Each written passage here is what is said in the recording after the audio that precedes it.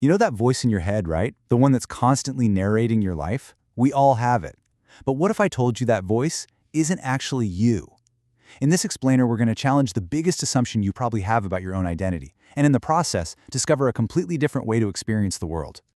So let's just dive right in with a question that kind of pulls the rug out from under everything.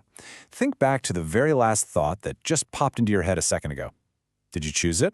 Did you sit down and decide, okay, now I'm going to think this? Probably not, right? So where did it come from?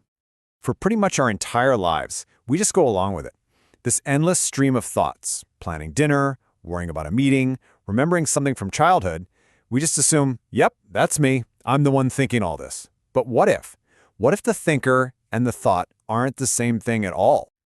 Now, this isn't just some abstract philosophical idea we're kicking around. There's actual rock-solid proof that challenges this belief, and you can test it for yourself. Like right now. Okay, I want you to try something super simple. For the next 60 seconds, your only job is to have no thoughts, just silence. Go on, give it a real try. So, what happened? I'm willing to bet that thoughts just kept showing up, didn't they? Popping in without an invitation, completely beyond your control. And that right there, that's the big, mind-blowing conclusion. If you can't stop the thoughts from coming, then you can't possibly be the one creating them. See the separation? You're not the voice. You're the one who hears the voice. You're more like the silent space, the awareness that just notices all this mental traffic coming and going. And get this, science totally backs this up. Neuroscientists have found that the brain activity for a thought actually happens 300 to 500 milliseconds before you're consciously aware of it. Let that sink in for a moment. The thought is already in motion before you even know it exists. Which leads to this powerful conclusion.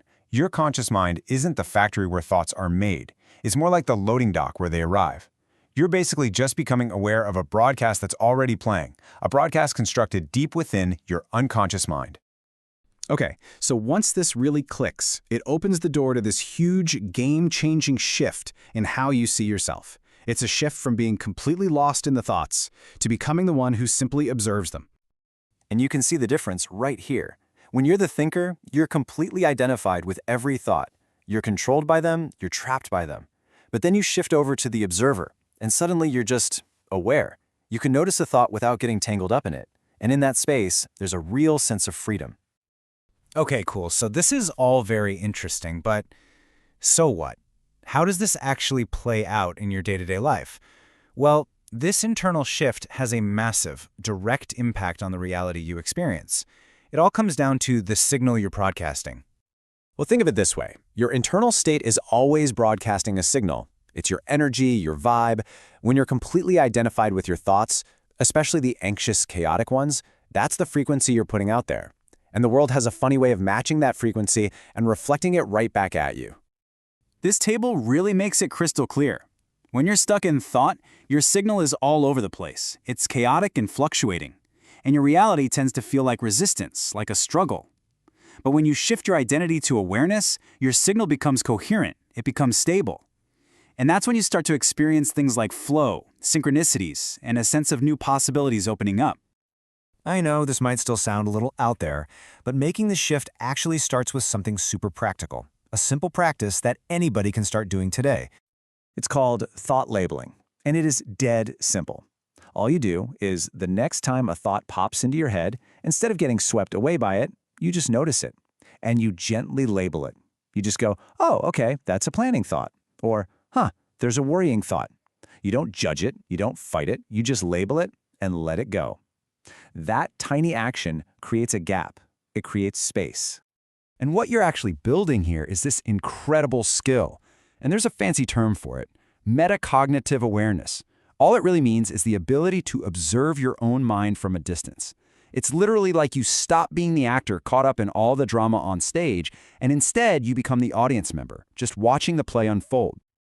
And when this becomes your new default setting, when you start living more as the observer, that's when you'll notice something amazing. The world around you starts to change. It starts to respond to your new, more stable, more coherent signal. Seriously, the changes start popping up everywhere. In your relationships, you find you're actually listening to people instead of just planning your reply in your head. At work, Creative ideas just seem to flow because you're not constantly judging them. Physically, your nervous system calms down because you're not fueling it with constant worry. Even your finances can feel different because your sense of well-being isn't tied to the number in your bank account anymore. So here's the bottom line. The thing to really take away from all this. Reality isn't just responding to the content of your thoughts. It's responding to the quality of your awareness. It's responding to who you are being, the entangled thinker or the spacious, calm observer. And that, of course, leaves us with the biggest question of all. If you take away all the thoughts, all the stories, all the endless mental chatter that you've always believed was you, what's left? If you are not your thoughts, then who are you?